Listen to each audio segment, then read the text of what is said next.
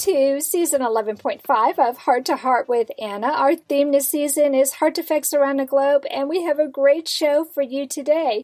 This is part of our Spotlight series. We are presenting shows in both English and a foreign language. I will be the host for the English version of today's show, and Marta Montero will be the guest host for this same show with our same guest, but all in Spanish. So you're not going to want to miss this. It's going to be fabulous. Today's program is Mom on a Mission, and our guest is Jennifer Iguina. Jennifer Iguina, originally from Miami, is a first-generation American with parents from Chile and Colombia. She is the mother of 10-year-old Lucas, who was born with hypoplastic-left-heart-syndrome, or HLHS. Lucas had his first open-heart surgery at 3 days of age, and since then, she has been involved in the congenital heart defect community. She works at Camden Property Trust as a leasing consultant in Orlando, Florida, where she resides with her family. The family volunteers and advocates together on both local and national levels, such as attending the Congenital Heart Legislative Conference in Washington, D.C. She is also the Vice President of the Pediatric Congenital Heart Association Florida chapter. In segment 1, we'll talk with Jennifer about her early days with Lucas. In the second segment, we'll talk to her about her family's involvement with local advocacy efforts. And in the final segment, Jennifer will tell us about her family's national advocacy efforts. Welcome to Heart with Anna, Jennifer. Thank you for having me on your show, Anna. It is a pleasure for me to be here today.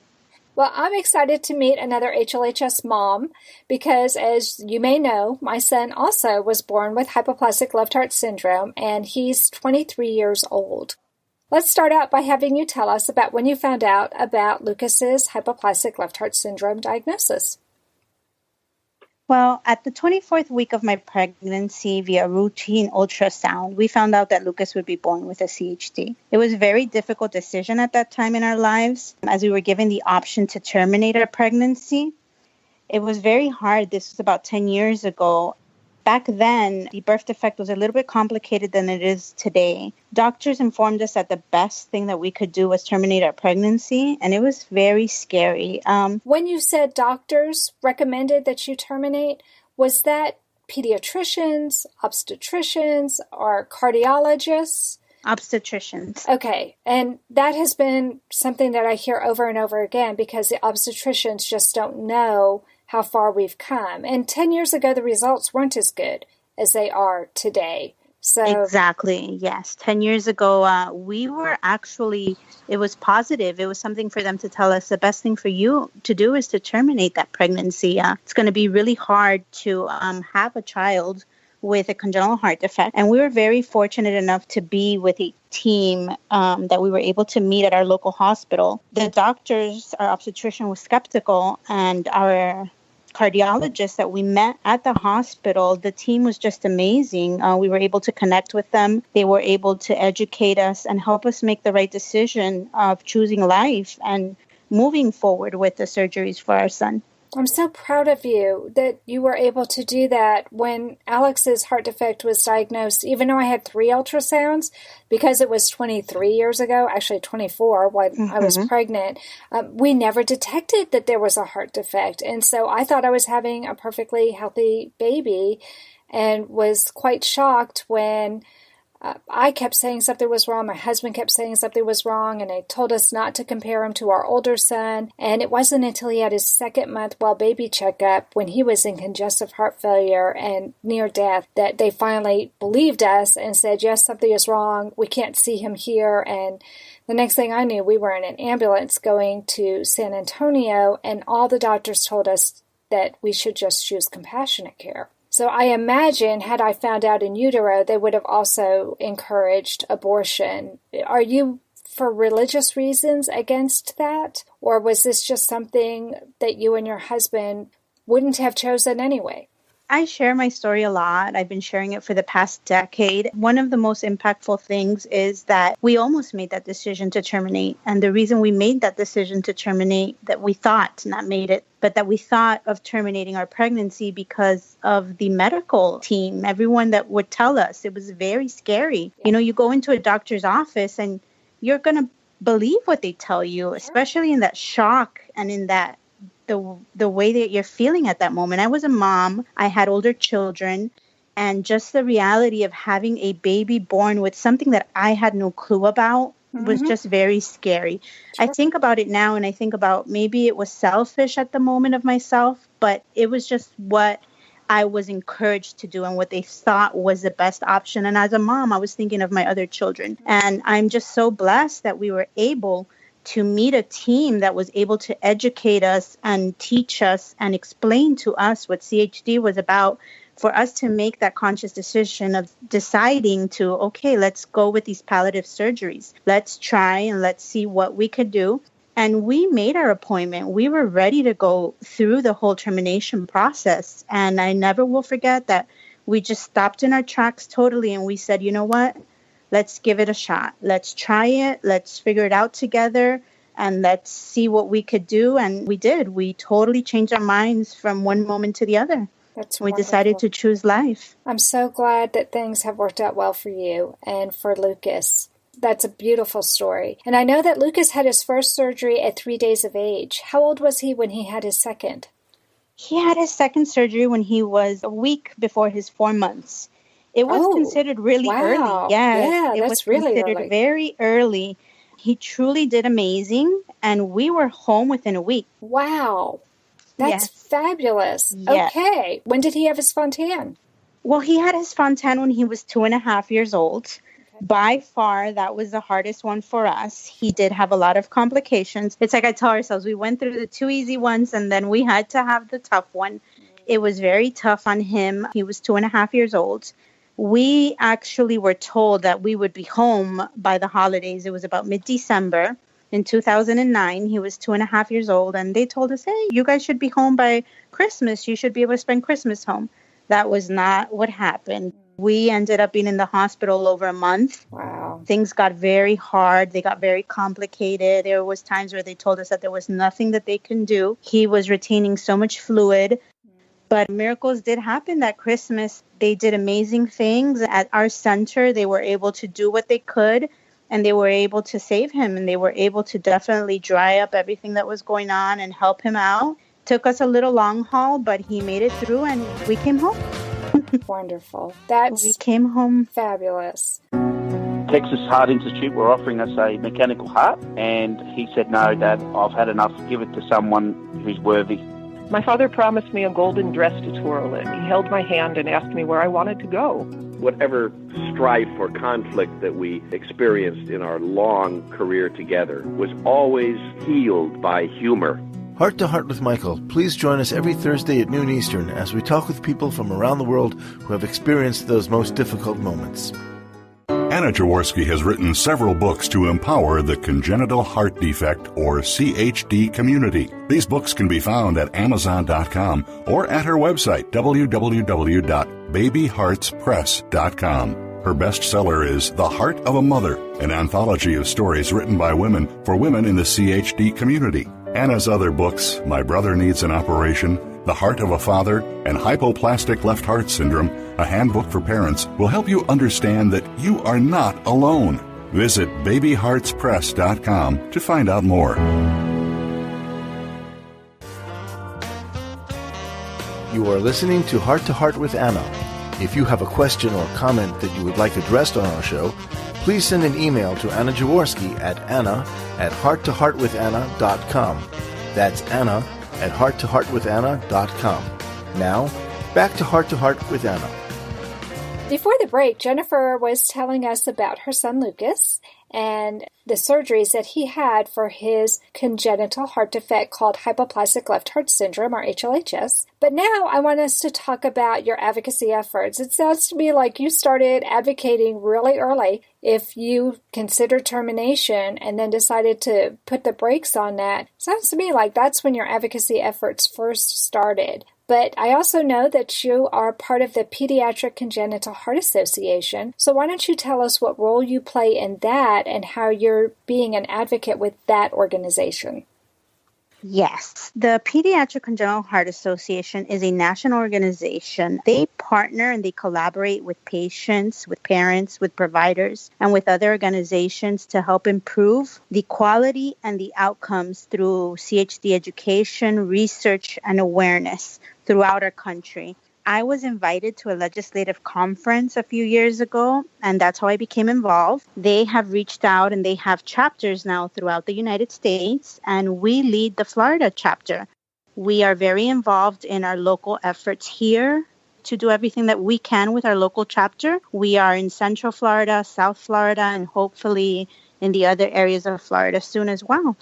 That's wonderful. I remember when that organization was first getting started and I was able to give some feedback to them, but it blossomed. It grew so big. And then my organization, Hearts Unite the Globe, got its 501(c) status. So I had to stop helping. And I was sad that I had to stop helping, but there's only so much of a person that can go around. So I just had to promote them through my website, which I have a link to that organization on my website, and encourage people who wanted to be involved with that. But I am so pleased to see that now they even have chapters. That's wonderful. And it gives you a chance to do something on a local level that can impact the whole world still, because they have a very good website. I'm very impressed with the social media that they have been doing. It's absolutely fabulous. Why don't you tell us about some of the local activities that you take part in? Well, we volunteer directly with our local hospitals here. We have direct contact with our families. We do meet and greets. We share gift bags with them. We do a lot of different activities for the families that are involved with each hospital. We do it as a family. We have volunteers throughout the state as well for the local hospitals. And it's just providing education and awareness to the hospitals themselves, as well as the doctors and the team there. They are also able to learn what we do. And just together, we're able to provide back to the families that have been affected by CHD. I lived in Florida for 2 years while my husband was in grad school. And one of the things that I saw was that there were a lot of people in Florida who needed extra help. So I'm sure what you are doing is really, really important. Do you have materials that you provide in Spanish? We do not have materials right now that we provide in Spanish. We are working on them. I am bilingual, and in Florida, we do have a lot of people who do speak Spanish, of course. We do have a lot of volunteers who are bilingual, and we're able to communicate with these families and provide them the necessary things that they need. I do hope, and I am positive, that soon we will be launching something that does have Spanish in it. That would be wonderful. I live in Texas now. My husband graduated a long time ago. We moved back home to Texas. And that's another problem that we have here in Texas as well. We have a lot of Spanish-speaking people. And you and I both know how difficult it was being told that our child has a congenital heart defect, especially something like HLHS, which is really a critical congenital heart defect where surgery is required that first year of life. And in our case, the first days, weeks, months of life in order for them to survive. Can you imagine being told that in a language that's not your first? That would be even harder, or in a language where you find it confusing because, like you were saying, at first you are in such shock when you're given a diagnosis that is that dismal to then not even really understand or have resources. That's got to make it a lot harder. Yes. Do you have support groups that meet on a regular basis where parents can talk with one another? Yes, we do. We have support groups at our local hospitals. We do have people come from the cardiac unit to be able to come downstairs and connect directly with us. Oh, we are that's families, lovely. yes, who have been there, and they're able to just walk downstairs from the unit and immediately engage and meet other families. So that's very, very important. And other chapters are doing other things as well throughout the United States, and they're having not only meet and greets, coffee talk, sharing so many knowledge and literature and so many activities that they're doing for the families that it's truly amazing to see. Right. I helped start a support group in Texas many, many years ago called Milagros. And one of the things that we discovered was that there's a certain amount of PTSD that goes on with the kids and with the parents when it comes to hospitals. Not all people, but there were a certain number, and people told us that they didn't necessarily want to get together, even for support, at the hospital, because just walking in the doors and smelling those smells and seeing the familiar sights that were associated with something that was so painful just brought all of that back to them. So the idea of having coffee somewhere else or a meet and greet at the playground, that sounds like a really great way to help those families who are dealing with PTSD. Have you dealt with anything like that? Yes, definitely. We get that a lot, especially same feeling that you have. You walk into that hospital, you wash your hands in that bathroom, and every memory, just the soap smells, the hallways, everything. And it's just tough to have to walk in there, especially families who've been through so much, families who've lost their children. And we do get it a lot. So it is important to meet out of the hospital, to meet somewhere else where you can have a conversation and connect with other people and know, like Lucas and my family, we love to connect when we go to the legislative conference in Washington, D.C., and we're able to meet other families. Just being outside of that hospital and doctors and everything, it's so empowering. It's very empowering. It is. I love it that you use that word because I agree 100%. It's very empowering to meet with other people, to share some success stories and hear other people's success stories. It makes you feel like, okay, we can handle this, because I'm sure that all of us, I know I have went through days where I wondered if we were going to survive it. And it's such a scary thing. That's one of the reasons I do the podcast, because I want people to know they're not alone. And meeting in support groups like this, going to the legislative conferences, meeting at other parent conferences or even professional conferences, that gives us another way to empower ourselves. It sounds to me like your family is completely behind you. Tell me about your other children, how old they are and what they're doing to help out. My oldest daughter is 21 years old. She is about to graduate college within a year. She does a lot of volunteer work as well with the local Children's Miracle Network, stuff that is going on here, Ronald McDonald House. She's very involved in giving back, and that's something that she learned through her childhood, through everything that we went through. I have another son. He is 15 years old, and he is in the first year of high school, and he is also involved in volunteering. He does a lot of stuff with me with PCHA. He attends a legislative conference as well. He loves to be involved and share his brother's story, because it is, like I said, very empowering for our family. It's something that we've been able to do together. My husband also accompanies us. And as a family, we're able to give back, because this is not only sharing Lucas's story, but it's our entire family story. It's something that affected all of us in one way or another. We were all affected by CHD. To do this together and to be able to give back to other families and show them that it's going to be okay, that they're not alone, and they can get through it, it makes our family stronger. Oh, I couldn't agree with you more. And I took Joey, my older son, to Washington, D.C., to that same legislative conference that they have, and I found the exact same thing. Joey sharing his story as a sibling was very empowering for him, and the people that we met with were really interested to hear what his experience was as a sibling of a child with a congenital heart defect. The more families like ours go to Washington, D.C., and even to our state legislatures and share our stories, the more they will understand that they need to fund things like the Congenital Heart Futures Act and any other future legislation that comes up that will have a positive impact on our community. So I think that's fabulous that you're getting everyone in your family involved. How does Lucas feel about it as a 10-year-old? Is he okay with sharing his story? He loves to share his story. He loves to be a voice for other children. He's been on the local news sharing his story. He actually, last year in D.C., when they first passed the bill, we were able to attend the gallery. And he was just excited that his name and his story was shared at the gallery and going to be in the books forever.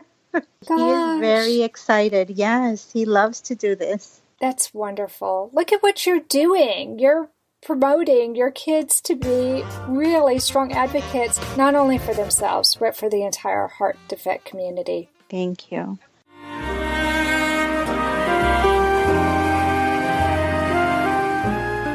Home Tonight Forever by the Baby Blues Sound Collective. I think what I love so much about this CD is that some of the songs were inspired by the patients. Many listeners will understand many of the different songs and what they've been inspired by. Our new album will be available on iTunes, Amazon.com, Spotify. I love the fact that the proceeds from this CD are actually going to help those with congenital heart defects. Enjoy the music.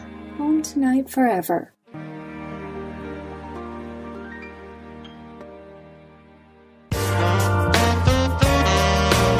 Jennifer, in the last segment, we were talking about your advocacy efforts at the local level. But now I want to talk about your advocacy efforts at the national level. And we did talk about that a little bit when we were talking about Washington, D.C., but let's talk about that even a little bit more. When did you attend the Congenital Heart Legislative Conference, and what was the most important lesson that you learned from that experience? I first attended the Congenital Heart Legislative Conference in 2015 with my husband, Carlos. It's funny because I came home one day and I told him we are going to Washington, D.C. to a legislative conference. Of course, he thought that I was out of my mind,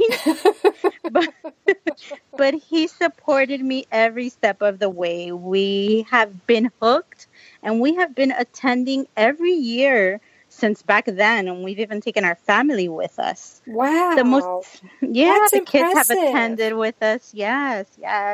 And the most important thing that I've learned by attending this conference, to be honest with you, is that I have a voice. Mm-hmm. And that educating myself and sharing my stories with others makes such a huge impact. I am forever grateful that I made that decision that day, and I told my husband, let's go to this conference, because we have been hooked ever since.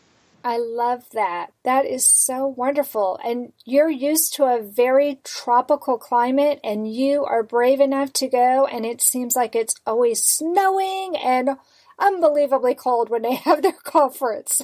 It definitely is. It's something totally out of my nature and totally out of my way, but so worth it. I think it's great that you've shown the kids that this is something that you value and that you feel that they have a voice. Yes, definitely. So important for us to have a voice. Now, when I went to the legislative conference, they actually had people from the Adult Congenital Heart Association who met with everybody, and they gave us tips on what to say, and we broke into groups. Is that what they're still doing? Do they break you into groups, and do you go meet with your local congressman? Yes, that's exactly what we do. Mm-hmm. We break up into states, and we have our own group, which our Florida group is amazing. We visit and we share our story. We basically advocate for surveillance, for research, and for awareness at a national level. We request that our leaders help co-sponsor the Congenital Heart Futures Reauthorization Act, and that they join the Congressional Congenital Heart Caucus and support the CHD appropriations request for the CDC and for the NIH. So it sounds very political, and it sounds like we're very involved. Like you said earlier, we are split up into groups. They teach us, they educate us, and again, they empower us to be that voice and to be able to share our story. It's not hard at all. My son Lucas does it, and he is the age that he is, and he goes out there and he shares his story. Right. And if he's 10 now, then he was 8. So if it's something that an 8-year-old can do, then anybody can do this. Mm-hmm. What I loved was they also provided a folder with information. Most definitely. They taught us about the terminology that would be used, because most of us had never done any kind of lobbying on that kind of level. It seems weird to consider ourselves lobbyists, but that's really what we are when we go to Washington, D.C. And the other thing that I liked was that they told us specifically what we should ask for and why we needed to ask for that. So you just threw out a whole lot of terms that maybe somebody who's listening to this program and hasn't been to Washington, D.C. may not know what those terms are. Like you talked about the CDC. And for those of you who are listening who may not know, that's the Centers for Disease Control. You talked about the NIH, that's the National Institute of Health, and those are governmental institutions that we have here in the United States that govern what's done nationally, and they're very, very important. They need to know that congenital heart defects are the number one birth defect. There are 1.5 million adults with congenital heart defects in the United States today. Wow. That's huge. Wow. Yes, definitely huge. And we have finally gotten to the point where the number of adults exceeds the number of children who are born with heart defects every year. So we're talking about an awful lot of people. We need to have our legislators aware of the numbers. And when we parents come and when we bring our husbands and wives and children, then we descend upon them and they can actually see our numbers. So it really does make a difference. I'm proud of everybody who comes together and does that because let's face it costs us money. Nobody reimburses us for doing this. Yes. Boys and girls, ladies and gentlemen, bring shoes that you can walk in for a long time. Most definitely, yes. Do not bring your high heels, ladies. You will be crying at the end of the day. There is a lot of walking to be done when you go to Washington, D.C., but it really is an unbelievable experience. It's something that you'll never forget. Jennifer, what do you advocate for the congenital heart defect community? You threw out a lot of things really, really fast, but can you say it a little bit slower and explain to our listeners what all those phrases mean? Yes, definitely. We advocate for surveillance. We advocate for research and for awareness at a national level. Surveillance is just numbers, getting us information, what the hospitals are doing, what they're not doing, a lot of transparency. Research is so important, learning new things, coming up with technology. Technology is changing every single day, and just advocating for more of it. We need more research. We need more people to study what our adults are going through right now, what our children who are going through these surgeries, what is the outcome for a future for our children, and awareness, letting people know that we are out here, that we are so many of us, and that we are continuing to be born and that we're living with CHD. Longer and longer. Just like David, who is my producer, he's in his fifth decade living with a heart defect, and as these people age, new problems crop up, and without that research, you're right, we're going to run into problems. And we already are having certain issues that some research could definitely help us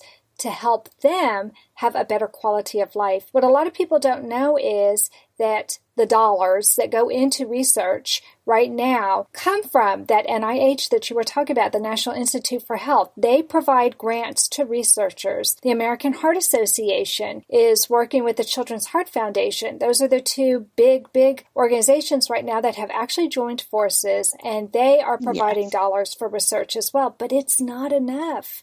There are so many researchers out there who have put forth those proposals to do research, and the money isn't there, and those research projects go undone. We can't have that happening. So I love what you're doing, and we need to promote even more awareness so that even more research will happen, so people like David and Lucas and my son Alex can continue to live a quality life and can grow up to be old men telling stories about, I remember when. Yes, exactly. Well, I can't believe how much time has gone by already. I only have time for one more question. Jennifer, what advice do you have for families interested in becoming involved in advocacy efforts themselves? The best advice that I have is just to go for it. Do it. Take every opportunity that you can to share your story, to be involved at a local level, at a national level. Try to find out on the internet, anywhere that you can, your local hospital, what is there that you can do? There is always something that you can do more. It might seem scary when you have that opportunity to share your story, but it's such a rewarding opportunity to be able to make an impact and to be able to share your story. It's kind of like a healing process for people. And my advice is just to talk about it, to let it all out, because it becomes something positive and it becomes something strong that the entire family or yourself can just give back to the community, and it empowers you as well. I love that answer. That was so fabulous. Thank you so much for coming on the program today, Jennifer. Thank you so much. It's been a pleasure chatting with you. I truly, truly enjoyed it. Well, great. That does conclude this episode of Heart to Heart with Anna. Thanks for listening today. Please come back next week to listen to this program in Spanish. This program will be featured in Spanish with Jennifer Iguina and with Marta Montero as our guest host. You'll also be able to find that on our website, www.hug-podcastnetwork.com. We have a multilingual page, and you can find our other programs that we have in other languages on that page. If you just go to the Heart to Heart with Anna link on that page, then you'll hear all the shows in English. Don't forget, friends, to leave a review of our program on iTunes. That would be a way for us to get a rating, and other people can then find our show more easily. Until then, friends, remember, You are not alone. This program is a presentation of Hearts Unite the Globe and is part of the HUG Podcast Network. Hearts Unite the Globe is a nonprofit organization devoted to providing resources to the congenital heart defect community to uplift, empower, and enrich the lives of our community members. If you would like access to free resources pertaining to the CHD community, please visit our website at www.hug-podcastnetwork.com for information about CHD, the hospitals that treat children with CHD, summer camps for CHD survivors, and much, much more.